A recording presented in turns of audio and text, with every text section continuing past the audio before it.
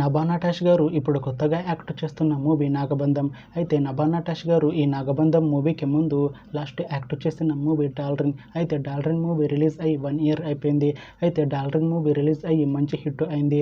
అయితే డార్లింగ్ మూవీతో నభా నటేష్ గారికి ఒక మంచి హిట్ వచ్చింది.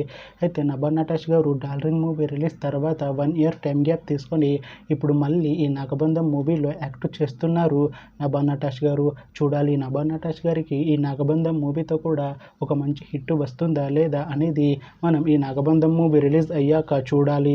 అలానే నాగబంధం మూవీలో అనసూయ భరద్వాజ్ గారు యాక్ట్ చేస్తున్నారు.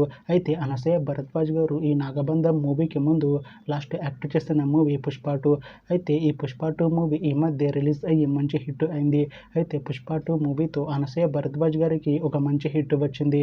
అయితే అనసూయ భరద్వాజ్ గారు పుష్ప 2 మూవీ రిలీజ్ తర్వాత కాస్త టైం గ్యాప్ తీసుకొని ఇప్పుడు మళ్ళీ ఈ నాగబంధం మూవీలో యాక్ట్ చేస్తున్నారు అనసూయ భరద్వాజ్ గారు. చూడాలి అనసూయ భరద్వాజ్ గారికి ఈ నాగబంధం మూవీతో కూడా ఒక మంచి హిట్ వస్తుందా లేదా అనేది మనం ఈ నాగబంధం మూవీ రిలీజ్ అయ్యాక చూడాలి. అయితే నాగబంధం మూవీ టీం ఈ మధ్య ఒక చిన్న టీజర్ని విడుదల చేసింది. అయితే దానికి మంచి రెస్పాన్స్ వచ్చింది. అయితే నాగబంధం మూవీ టీం ప్రస్తుతం షూటింగ్లో బిజీగా ఉన్నారు.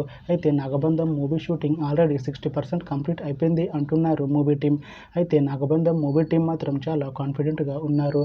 ఈ నాగబంధం మూవీ మంచి సస్పెన్స్ థ్రిల్లర్ హిట్ అవుతుంది అంటున్నారు. అయితే నాగబంధం మూవీని 2026లో రిలీజ్ చేసేలా ప్లాన్ చేస్తున్నారు మూవీ టీం. చూడాలి నాగబంధం మూవీ రిలీజ్ అయ్యాక మంచి హిట్ అవుతుందా లేదా అనేది మనం ఈ నాగబంధం మూవీ రిలీజ్ అయ్యాక చూడాలి.